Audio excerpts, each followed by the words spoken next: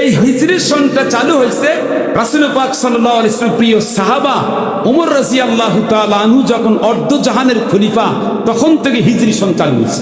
সুবহানাল্লাহ।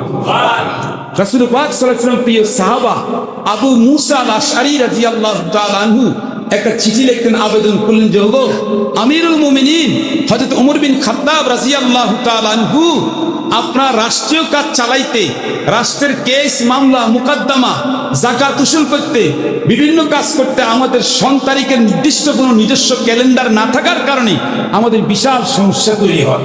বিশাল। এর আগে এরকম কোন সুন্দর ক্যালেন্ডার ছিল না, ওগুলো ছিল রোমানদের ক্যালেন্ডার, যেগুলো ছিল রোমানদের ক্যালেন্ডার। আর রোমানরা ওগুলো এই খ্রিস্ট, যেগুলো আপনার যে খ্রিস্টাব্দের যে ক্যালেন্ডার ছিল, আর এমনি আরব দেশে সুনির্দিষ্ট কোনো ক্যালেন্ডার ছিল না। ওরা ওই যে কোনো ঘটনাকে কেন্দ্র করে বলতো যে ওই ঘটনার 2 বছর আগে, ওই ঘটনার 3 বছর আগে, যেমন আবরার বাদশার ঘটনা, আপনার যে কাবা শরীফকে ধ্বংস করতে আসছিল আবরা, ওই ঘটনার 4 বছর আগের ঘটনা, এরকম কোনো ঘটনার সাথে মিল করে না আরববাসীরা বলতো এত বছর পর, এত বছর আগে। কথাটা কি আপনার বুঝতেছেন? সরকারে তখন ওমর রাদিয়াল্লাহু তাআলা আনহু পরামর্শ পরিষদ ডাকলেন, কারণ মুসলমানদের যে কোনো কাজ করতে হয় কি পরামর্শ নিয়ে, বলেন কি না? তখন পরামর্শ নিয়ে ডাকলেন যে কি করা যায়। তখন সাহাবায়ে কেরাম উপস্থিত বললেন, ইয়া রাসূলুল্লাহ আমরা একটা কাজ করি। কেউ বলতেছেন আমরা রমজান মাস থেকে আমরা শুরু করি, কেউ বলছেন না আমরা রাসূলের জন্মের মাস থেকে শুরু করি। তো হযরত আলী রাদিয়াল্লাহু তাআলা আনহু পরামর্শ দিলেন যে না, আমরা রাসূল পাক সাল্লাল্লাহু আলাইহি ওয়াসাল্লাম যে মক্কা থেকে মদিনায় হিজরত করছেন এই হিজরির সন থেকে আমরা কি করি, এই সংখ্যাটা গণনা করি। হযরত ওমর রাদিয়াল্লাহু তাআলা আনহু বললেন, খলিফাতুল মুসলিমিন আমিরুল মুমিনিন অর্ধ জাহানের খলিফা ওমর রাদিয়াল্লাহু তাআলা এই পরামর্শ করে সিদ্ধান্ত দিলেন যে হ্যাঁ, এখন থেকে আমরা মুহররম মাসকে প্রথম মাস হিসেবে ধরা, আমরা 12 মাস আল্লাহর যে চন্দ্র মাসের হিসাবে আমরা 12 মাস ধরা আমাদের ঈমান ইসলামের দৃষ্টিকোণ থেকে, মুমিন ও মুসলমানের দৃষ্টিকোণ থেকে আমরা হিজরি সন চালু করলাম।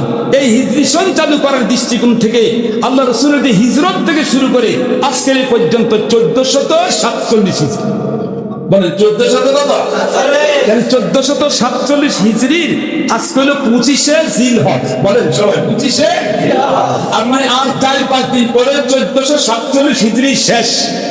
সবাই কথা কন, 1447 হিজরি শেষ। নতুন 4-5 দিন পরে আমাদের নববর্ষ হিজরি, হিজরি শেষ তো অনেক কম হয়ে গেছে আলোচনা। হিজরি নববর্ষে আমাদের 1447 না 1448 এই হিজরি সন। আল্লাহ তাআলা এই আমাদের নববর্ষে আমাদের সকলকে হিজরি নববর্ষে আল্লাহ দুনিয়াবি আখিরাতের সমস্ত কল্যাণ দান করুন। সবাই বলি আমিন। সবাই কাবলা জুমা শুভ ইচ্ছা, মানে আপনার প্রতি আল্লাহর পক্ষ থেকে খাইরিয়াত কল্যাণ কামনা হোক। আমি যদি আপনার জন্য দোয়া করি, আপনি যদি আমার জন্য দোয়াই করে, নতুন বছর হিসাবে আমরা এই মুহররম মাসের দৃষ্টিকোণ থেকে করতে পারি। আর যদি আপনি নতুন বছরকে জানুয়ারি মাসকে মনে করেন, এটা কিন্তু ইংরেজি সন হিসাবে, আপনি ইংরেজি সনের হিসাব রাখতে কোনো নিষেধ নাই। অফিস আদালতে হিসাব রাখতে নিষেধ নাই। আপনি বাংলা সনের হিসাব রাখতে নিষেধ নাই। কিন্তু ইমানের দৃষ্টিকোণ থেকে, মুসলমানের দৃষ্টিকোণ থেকে ও ইমানদাররা আমাদের রোজার মাস, আমাদের যে জিলহজ মাস, আমাদের কোরবানির ঈদ, আমাদের যে যাকাতের হিসাব সব কিছু হবে আরবি মাসের সাথে মিলায়া নাকি ইংরেজি মাসের সাথে মিলায়া? আমরা কোরবানি করি, আমরা কোরবানি করছি মে মাসে না জিলহজ মাসের 10 তারিখ। আপনি যদি জিলহজ মাসের 9 তারিখে কোরবানি করেন, কোরবানি আদায় হবে? যেরকম হবে, বুঝতে পারছেন তো কথা? এর জন্য আমাদের ইমানের সম্পর্ক হিজরি মাসের সাথে, কিসের সাথে?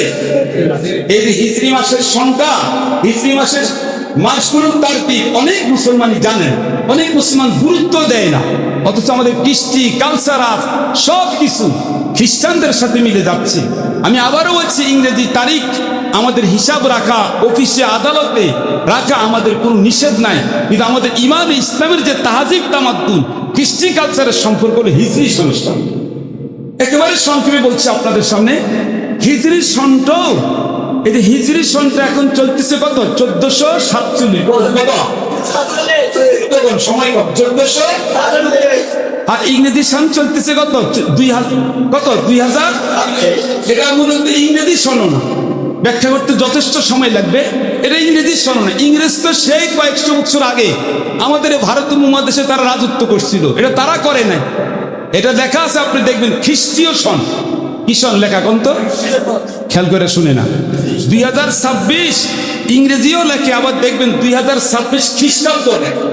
কথা বল না, এটা হচ্ছে আমার ভাইয়েরা ওই খ্রিস্টানরা পোপ আপনার যে গ্রেগরিয়ান, এরা যে সমস্ত ক্যালেন্ডার ছিল, এই পোপরা খ্রিস্টানদের পাদ্রীরা তারা মিল কইরা হযরত ঈসা আলাইহিস সালাম যে কোরআনুল কারীমের ভাষায় যাকে আমরা আল্লাহর ঈসা পয়গম্বর বলি, ঈসা আলাইহিস সালাম, আর তারা বলে যিশু। তারা বলে কি? যিশু খ্রিস্ট বলে, যিশু খ্রিস্ট বলে। তারা ঈসা আলাইহিস সালামকে নাউজুবিল্লাহ আল্লাহর ছেলে মনে করে। আর চিল্লাই বলেন না, এই জন্য ওই শব্দটাকে তারা বলে যিশু। কি বলতে পারেন না, ওরা ওদের ভাষা মানে হিব্রু ভাষায় ওটাকে যিশু বলে। আর মুসলমানদের আল্লাহর কোরআনের মধ্যে আছে ঈসা আলাইহিস সালামের নাম কি? ঈসা। বলেন না সবাই কি? তো এটা ওরা ওই ঈসা আলাইহিস সালামের জন্ম থেকে শুরু করে যে খ্রিস্টাব্দ, খ্রিস্টানরা ওটা চালু করছে। এই জন্য যিশুকে যে আল্লাহর সন্তান মনে করে যে আকীদা রাখে, এই আকীদা যদি কোনো মুসলমান রাখে তাহলে সে কত নম্বর মুসলমান? মুসলমান না বেঈমান? আল্লাহ তাআলা আমাদের সবাইকে মাফ করুন, জোরে বলুন আমিন। এই জন্য ভাইরা আমার বন্ধুগণ,